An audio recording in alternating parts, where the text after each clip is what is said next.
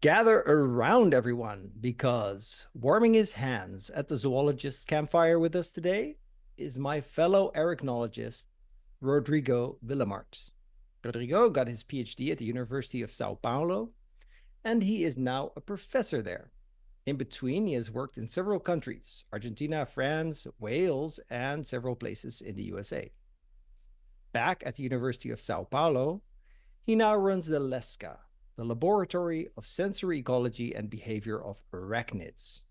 There, he and his team of students study arachnids, including spiders, camel spiders, whip spiders, and his favorites, Opiliones, or harvestmen. And in this research, Rodrigo tries to find out how arachnids use their senses and other parts of their bodies to defend themselves, to catch prey, to find food, and find partners.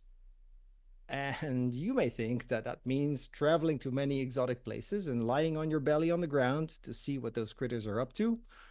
Well, let's find out. Rodrigo, welcome to the podcast. Thank you very much. Thanks for having me, Ari. Yeah, Pleasure to be here. it's overdue. I know you have some good stories there. Is it true? Are Hopefully, Opiliones your favorite arachnids, or? yeah, they probably are. I've been working also with scorpions a lot today, but opiliones are still probably my favorite ones. Yeah, Yeah, so that's what people usually call daddy long legs or harvestmen. yeah, Those little balls with those long legs that you see walking around. They are amazing. They're exactly, like aliens. exactly. Yeah, yeah. Well, scorpions are my favorite. Sorry about I that. know that. Well, with actually our work with scorpions is more trying to kill them, so it's for Oh, controlling oh no. dangerous scorpions. So you probably won't be happy to hear that, but yeah, that's my what my research is about. One Yeah. of No, the I've read those lines. papers of yours trying to kill scorpions in Sao Paulo. I mean, that's a scorpion that is very a big nuisance there, right? Yeah. Yeah, yeah. Well, I still I'm very much looking forward to going into the field with you one day. But for now, I'll have to Hopefully, settle Ari. for your stories.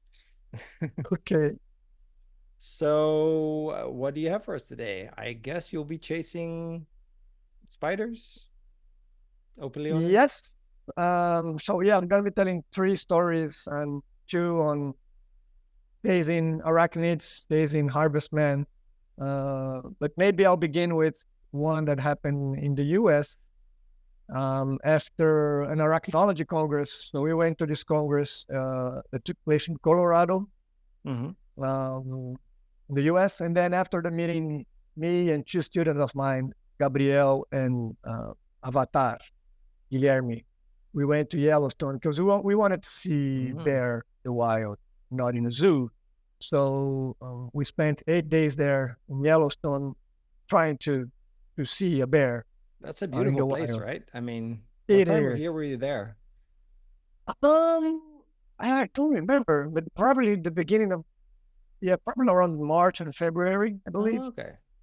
Early spring. No, no, no, Yeah. no. I don't know where. I don't have Oh, because I don't know. I have to check that. okay. But it wasn't winter, so it can't be March and February. So maybe by July then. Yes, Oh, okay. Quite because different. usually it's usually either in the beginning of the year or by the middle of the year. So I'll guess in July then. So It wasn't nice weather snowing. anyway. Yeah, yeah, yeah. Nice weather, beautiful park, and it's really, really, really an amazing place to be there. So we spent the 7 first days seeing all kinds of animals, bisons and antelopes and wolves and coyotes, but not the bears.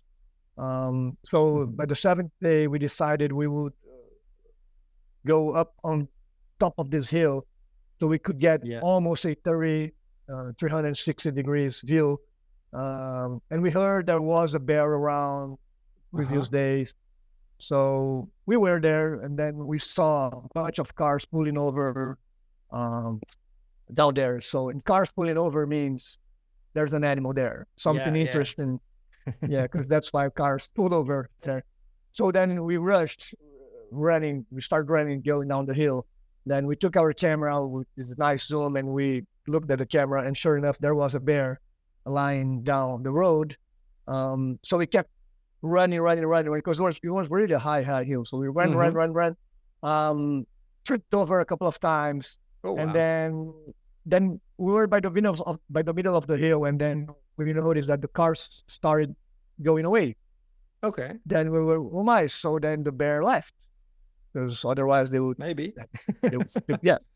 So we said, okay, so then let's keep going down, and then when we are by around maybe 100 meters away from the road, we stopped, and then we climbed. Then we climbed on this big falling tree trunk.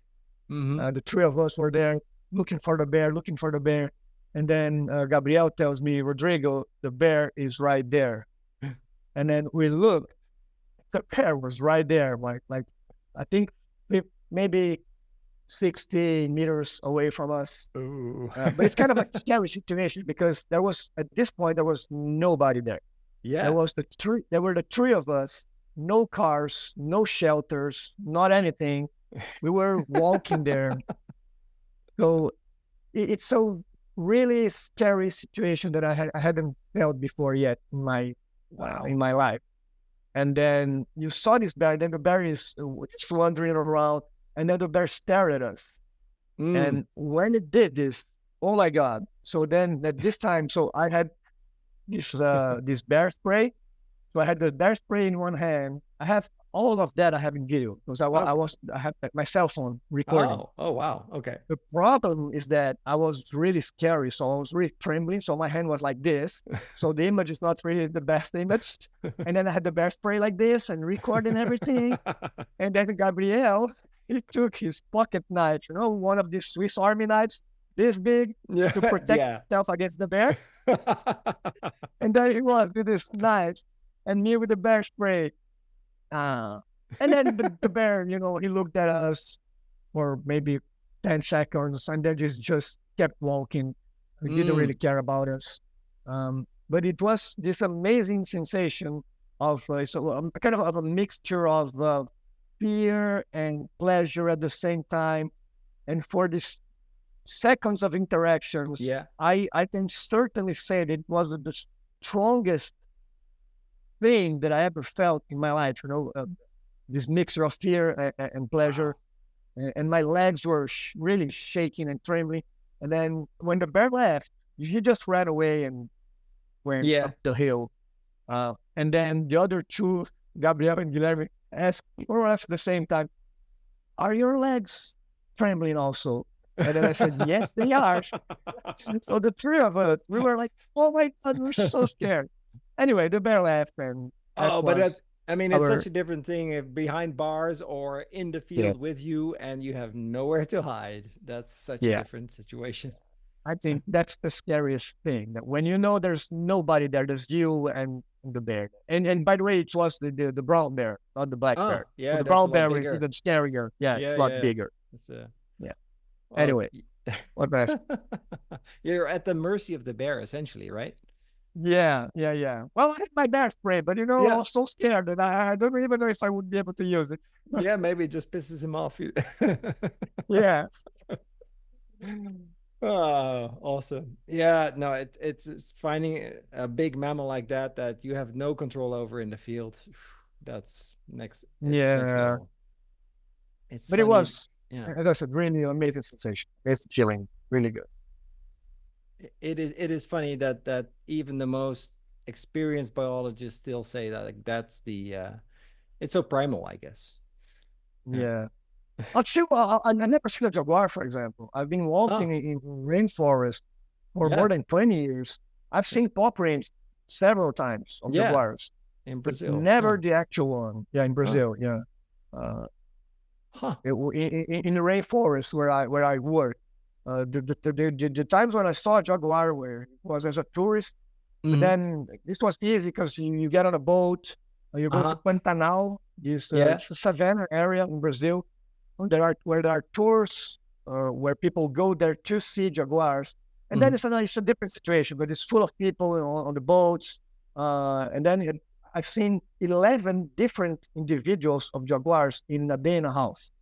Oh. And I have Wow. pictures and videos, all of them. They're there, but because it's not the same. Because I mean, it's full, 5, 6 boats with 10 people on each boat, so Yeah. it's not the same experience as seeing a bear, you and No, two no, and friends. you're Uh, relatively safe. At least you probably feel safe. But I mean, yeah, doing field work in Brazil, I mean, I don't have that much experience, obviously, but I've been in Colombia and we were on our hands and knees, like I just, said in the introduction that that's what you do a lot as an arachnologist, picking between the leaves, and we were yeah, looking for these tiny arachnids at night in the jungle, and you think, well, anything could sneak up on you, essentially. yeah.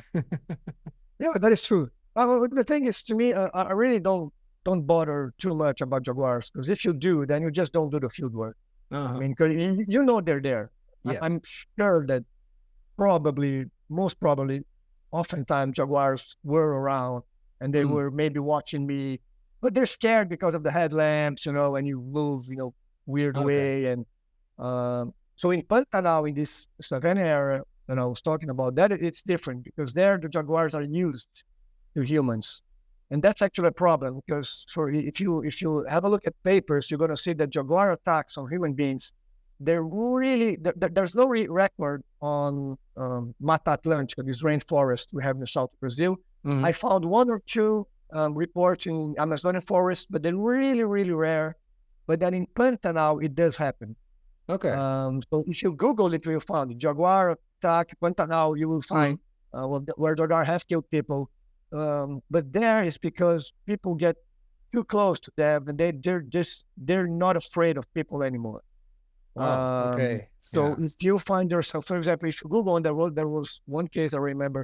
It was a fisherman that left his child in a tent Hmm. while he was fishing. The jaguar got in the tent and killed the Oh, poor wow. kid. Yeah. Yeah. Uh, I mean, these are still rare, but it did happen in Pantanal, where jaguar just got used to people. But But you're when not we are worried in when you're in the field looking for your arachnids that something like that will happen. no, because I know that the area where I work in this rainforest are areas where jaguars are known to just flee. They're not used to us. They don't see us. So Hmm. I'm not worried about jaguars like you would. If I was to work at Pantanal where there are jaguar attacks, then of course, well, Yeah. probably I wouldn't even do field work there. but in the rainforest where I'm used to working, it's fine. I don't really care about. I care more about snakes than about jaguars. And you go a lot to the rainforest in Brazil, right? With your students and Yes, yes, yes, very often. All our field work, except for now that I've been collecting scorpions. Then we go to cemeteries where mm, scorpions are easier to cemeteries. find. Oh Yeah. yeah, because They're like it's full quiet of places. quiet places and full of roaches. Ah, right. So Yeah. yeah, because there are roaches there, so that the scorpions are all there. So it's very common here in Brazil that where there are scorpions invading houses, commonly there are cemeteries close to these houses, and that's where the Really? scorpions come Huh. from. Yeah, because they're all over the place in cemeteries because they eat the roaches. There's shelter, there's everything they need there. Yeah, yeah, yeah. Yeah. Yeah, Huh. And as I said, they like quiet places that haven't been disturbed too yeah, much. Yeah, sure. yeah. But apart from that, yeah, the rainforest is where I'm used to going, and Hmm. and there I have lots of experiences also. We can maybe bring us to the next story. Yes, yes, yes, please. This was in a rainforest, this big area in the south of the state of São Paulo.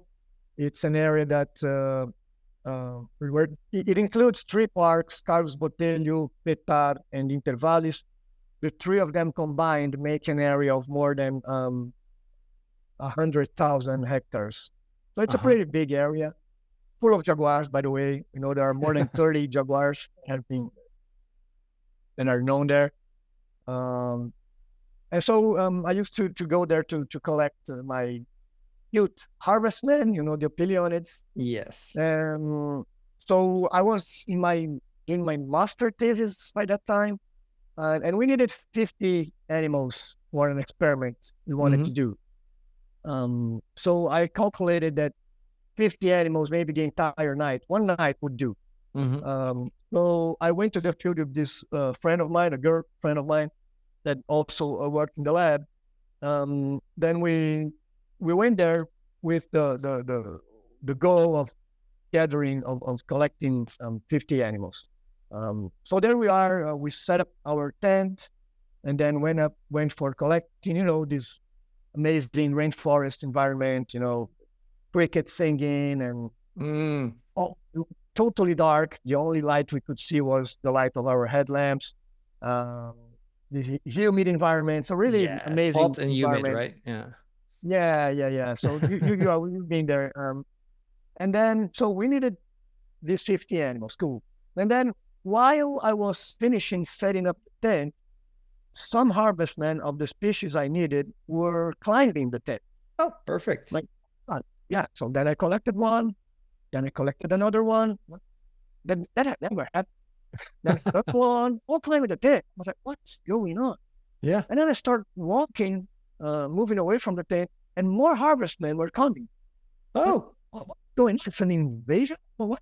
And then we perfect. collected, and by, I don't know, maybe in half an hour, we had 50 animals, That 50 is of really the hard species to we need. do. Yeah. And I was planning an entire night to get Yes. 50 animals. And I'm like, there's something going on there.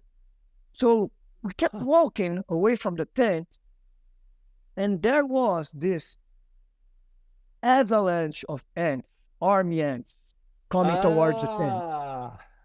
Oh my God, Ari, I had never seen that. I mean, I had seen army ants before, forming lines, like sometimes large lines like this, and millions of ants. Yeah. But this time, I swear, it was more than 5 meters wide, and Okay. I don't know how many meters long, by billions of ants. Ants Wow. maybe like this, pretty big Yeah. ants Hmm. coming towards us. And then, of course, all the animals were just fleeing, Yeah, yeah, moving yeah. away from them. And it was coming towards our tent, by the way. Oh, yeah, not so good. Oh my God. Yeah. Oh my God. They was so amazed. I had never seen it. And then we actually saw harvestmen being overwhelmed by Ah, ants and other chemical defense, that papers talk about. The ants just didn't care about. They were proud of harvestmen yeah. being destroyed by dozens of ants. Um, okay, but I thought, well, let's see if insect repellent might repel them since they Hmm. are insects. So I remember I grabbed my insect repellent, the spray one, then I Yeah. removed the spray part, and I just dropped a line of repellent around my tent to see if they would avoid it. Of Right? course. Yeah, yeah. You want to do the experiment right away. Yes, of course, it's an insect repellent Yeah. after all, right? They didn't care. They just Oh. walked on the replant as if there wasn't anything there. They just kept walking, kept walking. It was have you seen this Indiana Jones and the Crystal Skull movie where there are Hmm. these army ants that kill people? Yeah. Uh, kind of like that, but except that they were not that big, of course. They move their like non-existing gigantic ants. Yeah. And of course, they don't move as fast. I mean, they're still ants, Yes. right? So you just step back and you're safe. I mean, it's Yeah. not like the movie where the person that killed the person, but it's still very, very scary. Mm. So then, well, we had to move the tent, of course. So then we moved the tent. We crossed a stream that was there, and we set up the tent some other place. Yeah. And that was that. So then we had our 50 animals. Then within half an hour, Perfect. well, yeah. So the end of the story is that we didn't really have much to do the rest of the night because we had the entire night free. Yeah. There was me and this girlfriend of mine. So what we do now? What do we do now? We were by ourselves in the jungle in a tent. So we ended up dating for 3 years after that night. So so the ants gave me a girlfriend after that Say time, no that night. more. Yeah, Yes. that's the end of the story. Yeah. Well, thank you, That's it. army ants. Thanks to Army ants, sorry. Yeah. Ah, fantastic. Oh, it must be great to see like a real army moving on the warpath like that. Yeah. They eat everything, right? They don't eat people like in Indiana Jones, but I think babies have been killed that have been Really? left behind in houses. at least for the Wow. African army ants, when they come by, uh, Wow. yeah, Yeah, that surprised me. I mean, if you can't escape from them, I mean, if I lay down there and just stay there, I don't know if I, whatever, if I they will take you pass out or apart, I something. think. Yeah, because I Yeah, mean, there's so many. There's so many. yeah. It's really amazing to see. It was amazing, scary. Wow. Yeah, no, but it's a fantastic experience and easy to catch. Yeah, So if you would know there was one moving in the neighborhood, you could go there and collect lots and lots of critters, I guess. yeah. Huh. And I said it's seen army ants before, but always kind of a line. Mm-hmm. Sometimes larger, but never as many, and never. As I said, these were pretty big ones. I've seen also army ants of smaller ants, Okay. species that are really just smaller. These Uh-huh. ones are the army ant. I think it's a family or subfamily of ants. I don't remember, but there are Mm. several species Yeah. that do that. And this one, they were pretty big. Ah, wow. Awesome experience. Yeah, that's what you get when you spend a lot of time in the jungle. You get to see all these rare occurrences as well. That is Yeah, awesome. and it's not only about the let's say the biotic environment, but Mhm. also about the abiotic environment, How so? like the next story is about Oh, that. So yes. it's actually Smooth. not as an animal, but it happens. Okay, so let's give you an introduction. So I used to do this field work where we worked on a cave. In a cave, we Mm. would do collect the data from harvestman, cave harvestman. But to get there, it was a long 3 hours walk to get to the cave. Yeah. More, of course, 3 hours to get back. In addition to probably half an hour driving.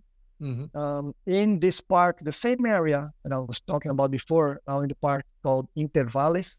Uh-huh. Um, so there were five of us. There was me, an girl of mine. By the way, this girl that I was talking about that became my Oh, girlfriend. by now Yes, she it was. was X, yes? Then she was still my girlfriend by that time. Oh, oh, right, right, right. Oh Yeah, yeah. yeah, She's yeah. now an ex, but she Oh, was still. right. Yeah, we were still dating by that time. And there Okay. were the two of us, her sister, her boyfriend, and the guide. Uh-huh. So the guide called Faustin. Gonna be talking a lot about it. So five people. So then to get to the cave, we would cross several streams, Mm-hmm. shallow streams.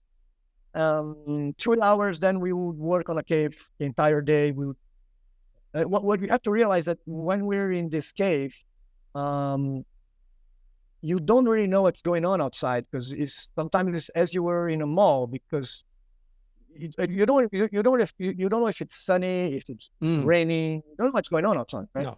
No. And then when we left the cave at maybe 5, 6 p.m. maybe, it was raining a lot. Then we made our walk back to the car, and then after maybe 2 hours and something, 2 hours and a half. Well, when we're about to cross the last river, Yeah. last stream actually. Well, the stream wasn't a stream anymore. The water was the Oh. level was really higher, Uh-huh. muddy water, very strong current, like dangerous cross. You Mm-hmm. know. Okay, so then we had to cross it because it was probably around maybe 10 meters wide. We had to Oh, cross. that is a big Yeah, we had to stream. cross Yeah. walk 10 meters more or less.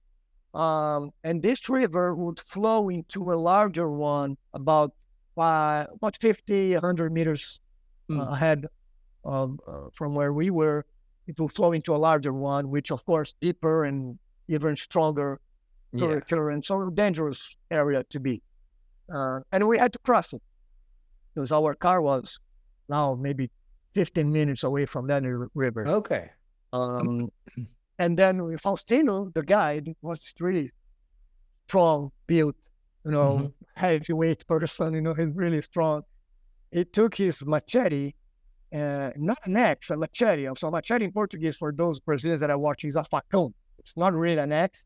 And Ah. he knocked down a tree with a machete. and he knocked down this big tree somehow. I would never do that, but he was. And then while he knocked down the tree, this Oh, big wow. tree, because this tree just crossed all the river, it meaning that Okay. the tree was lengthier than the width of the river. Brilliant. Yeah. Then he knocked down the tree. Blah. Okay. So now the idea was to hold the tree trunk, Yeah. and walk sideways with our food on the foot or the feet on the water, Ah, and cross the river. That was the idea. smart. We Yeah. hold like this and then just cross like this. Yeah. Okay, we got to the other side.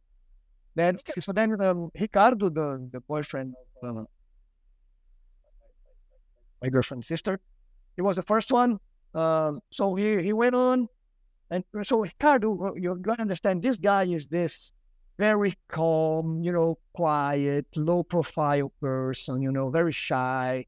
Mm-hmm. Um, and then he entered there, and then not even halfway through the river, he said something. Yeah. And I was like, what? Say, Ricardo, say that again. He's, what? Can't hear you. Yeah. Say that louder. And then he was saying help, Oh. but in his way, very shy, help, help. Ooh. Say help. That's it. He said, yes, help. And jumped into the water. Like, Yeah. we jumped into the water, on the tree trunk, walk, walk, walk, walk, walk. And so what happened is he lost grip of his feet, so that his feet were not on the ground anymore. His legs were just like this, Oh, and yeah. he was holding himself just by the arms on the tree trunk. So if in this situation, if he had go the arms, Yeah. he's dead, because I mean, as I told you, that the falling river is a big one. Even bigger. So he Yeah. was pretty much almost getting killed. And what he did is, he's so calm, and help. Uh, And so then, sure wow. enough, we got to him. We entangled our arms. We had him between us, Yeah. Yeah. um, like with heavy steps, so that he could entangle his legs with Right. our legs Yeah. Yeah. and put his feet back on the floor. And there he was now with his feet back on the floor, with the three of us holding each other together. Then we got back to where we came from, Mm-hmm. safe.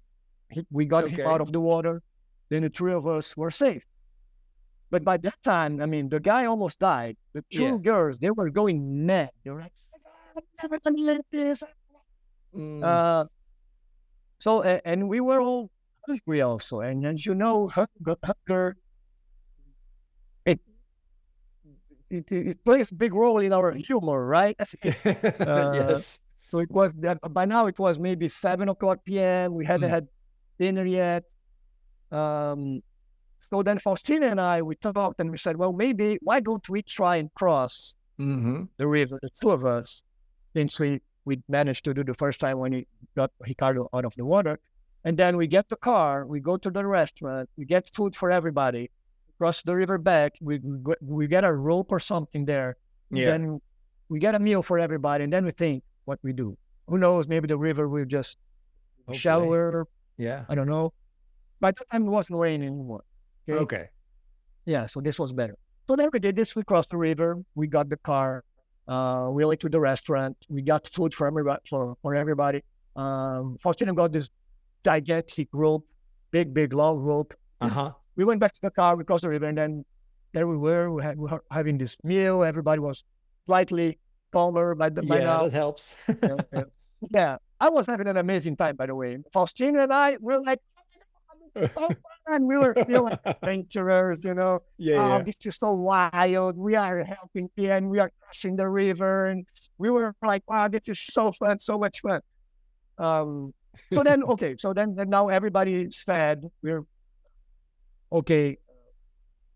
And then, so the idea Faustina had is, okay, so here what we got to, there's a tree trunk here. I'm going to tie the rope on top of the tree trunk, parallel to the tree trunk, also crossing the river on trees on this side and this side, so that we can walk sideways on the tree trunk, holding in the rope, so that our foot won't be in the water, and we just walk and we get the other side. A real bridge.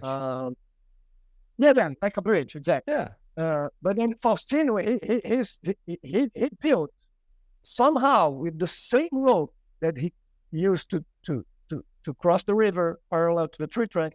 He made a what is it called, a harness. So Okay. a harness for Brazilians that are listening to is like what we call a cadeirinha. Mm-hmm. You know that people it's a gear with buckles and straps that you tie you wear around your waist and your thighs, and people Yeah. use it for mountaineering, for climbing. So he built one of these with the same rope. I don't know how Uh, he did this. He did a bunch of knots and loops and whatever. I don't know what he did this. So that when we were crossing the river, we were on wearing this harness. So that fantastic. if we slip, yeah, fantastic. So if we Yeah. slip and fell, then we wouldn't die. He's, Basically, he's we a would real still be pro, hanging.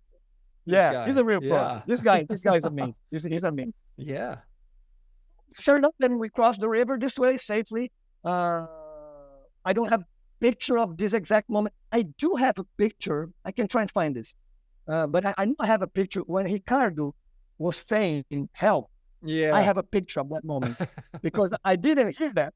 No, I no, didn't know no. what I was going to say. And I have a picture of the exact moment when he was saying help. And then, of course, when I realized he was saying help, I just dropped the camera. But I don't have a picture of us crossing because then, everybody was really, stressed and they didn't allow Yeah, yeah, me. yeah. I can When I imagine. was trying to get a picture, they, don't take pictures. Okay, I'm not taking pictures. Um, anyway, Well, so we or were you can safe joke. You can and joke with people. I just want the last picture of you. You know this. yes, too bad there, too bad. And it's funny. So Faustino, this guy, so whenever I go there, whenever everybody that knows me go there at the park, he always tells the story. He Mm. tells them. So this been more than 20 years ago, and All right. every time he tells the story, he's such a nice guy.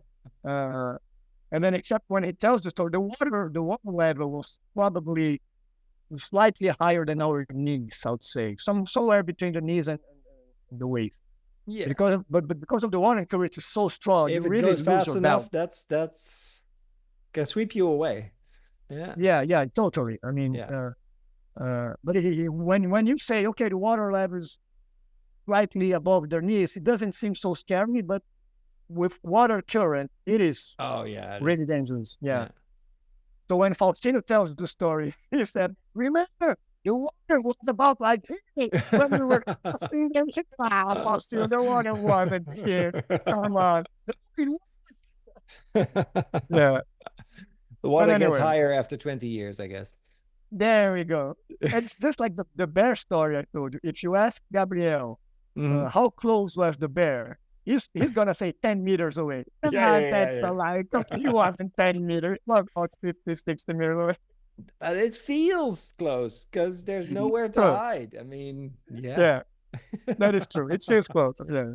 Anyway, so everybody was alive after that. Oh, well, good, good. You know, And well fed too. and well fed.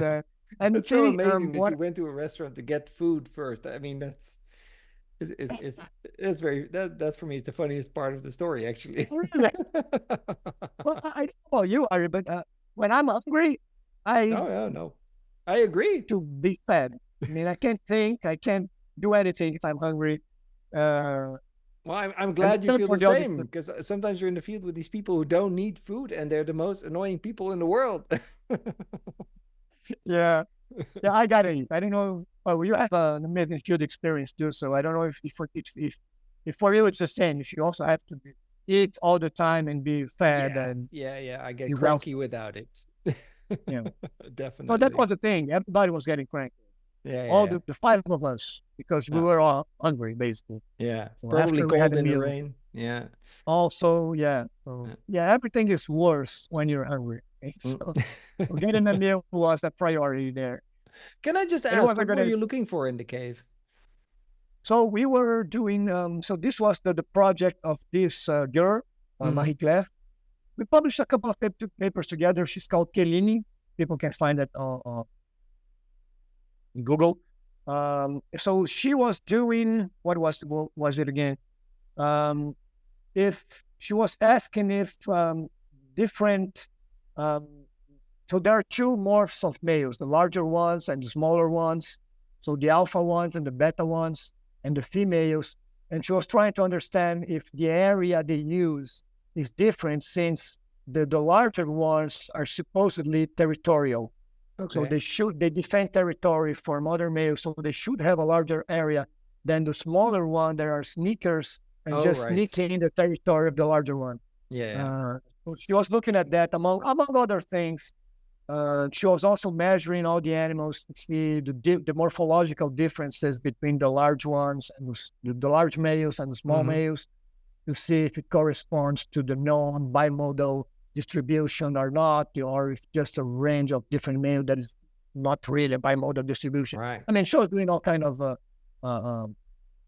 stuff with So look that was always already a related. day with a lot of complex measurements and observations in the cave then. Yeah, we would spend the entire day there. So Mm. it was really we were usually really tired after this entire day of work, because we woke up very early, maybe 5 o'clock, Yeah, to yeah. be to walk 3 hours and work the entire day, and then walk 2 hours back to the. So yeah, it was. We all were tired I after each imagine. day Yeah. of work. Yeah. And then, as you said, it's raining, so you start getting a bit cold when you stop walking. So by the end of the day, you're tired, you're sleepy, you're hungry, you're Mm-hmm. dirty. So the discussion when we used to go to this field was always, when we were about to get in the car, what would you prefer right now if you had to pick one? Meal, shower, or sleep? And then we had the discussion, what would be better if you could pick only one, because uh, Uh, anyway. Speaking of picking, if you could pick only one, what animal would you still like to see in the wild? You went out of your way to see a bear, so I'm just curious to see what if there's anything else. Well, I can think of many. One that I would love to see, that I've never seen, and I don't think I will see, is a snake called lachesis. It's a big Ah, viper. We call yeah. surucucu in Brazil. And the thing is about this viper is that it can reach up to 4 meters long. Bushmaster, I think in English. Bushmaster, Yeah, okay, yeah, yeah. yeah. So I would love to see one of these, because I've seen vipers, several ones, botrops. Yeah. That we see. I would say often, but I've seen many. All In right. 20 years, I've seen many of these. Uh, Several times we walked on top of it because we didn't see it. It did happen a couple of times. When Dangerous. they are hiding, yeah, when they're hiding behind tree trunks, falling tree trunks, they're just Mm, like this. And yeah. you like here, and you come from here, you walk, and then you Yeah. see the snake is just there. Okay. Wow. So I have had several encounters with vipers, but always these botrops ones. There are Yeah. amazing snakes, but there's smaller ones. And this lachesis, Yeah. I have only one friend that has seen one in the field, because they're also not as easy to see, not in the south of Brazil. In the Amazon, apparently, not the Amazon. Anyway, some other areas of Brazil, they're easier to see, but where I work, you can't Oh, start but to see. They're big there, big but snakes, especially big vipers, are usually very low density, right? I mean, they're and yeah. very well camouflaged. So even Oh, if there so, is one nearby, I think the first episode of the podcast, Ignacio is finds a laques is he tells a wow, story about that. really? So maybe you want to listen to that I'm one. gonna watch this for sure. Yeah. So what And about not in you? Brazil, but yeah, Okay, yeah. what do you do? Which animals Oh we God. would? Don't ask me. It will change every time you ask me, I think. Oh, really? Yeah.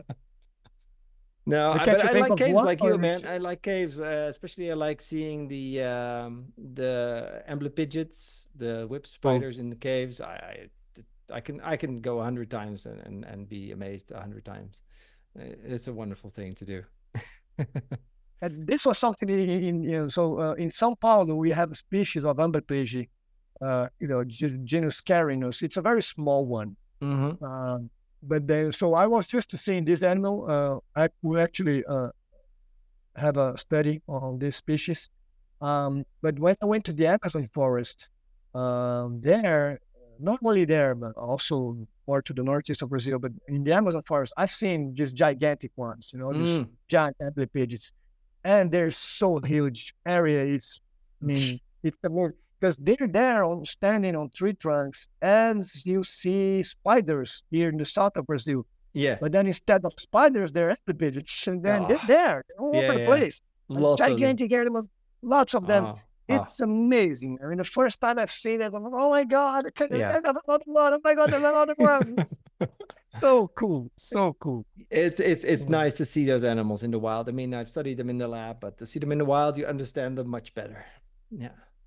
Yeah. So As you Rodrigo, said, mm, no, all of them are amazing. It's hard to pick one or two that yeah, they're just so of beautiful. course, All of them. Yeah. of course. Yeah, sorry, go But ahead. Bushmaster is on the list then. Okay, Rodrigo, Bushmaster. if Yeah. you want to know more about your research or want to follow you on social media, where do we go? Okay, so probably my website called LISCA, so it's Laboratory of, it's in Portuguese, the name is in Portuguese, but it's the Sensory Ecology and Behavior of Arthropods. Yes. Uh, I actually have been working only on arachnids. I've been thinking about changing this name for Laboratory of Arachnids instead of Arthropods, but Yeah. anyway, it's still officially it's Arthropods. Then you can find in my website what we do, our main research lines, papers, collaborators. It's all there. Okay. I will make a link with this podcast to your website. And with Thanks very that, much. thank you very much for your stories, Rodrigo. We definitely need to go into the field together someday and find some Well, more arachnids. Ari, thank you very much for having me. It was a pleasure, and an honor to be here talking with this big shot professor, Ari. Thank you very much for having me, Ari. Yeah. All right. Thank you, Rodrigo. Thank you. Bye bye.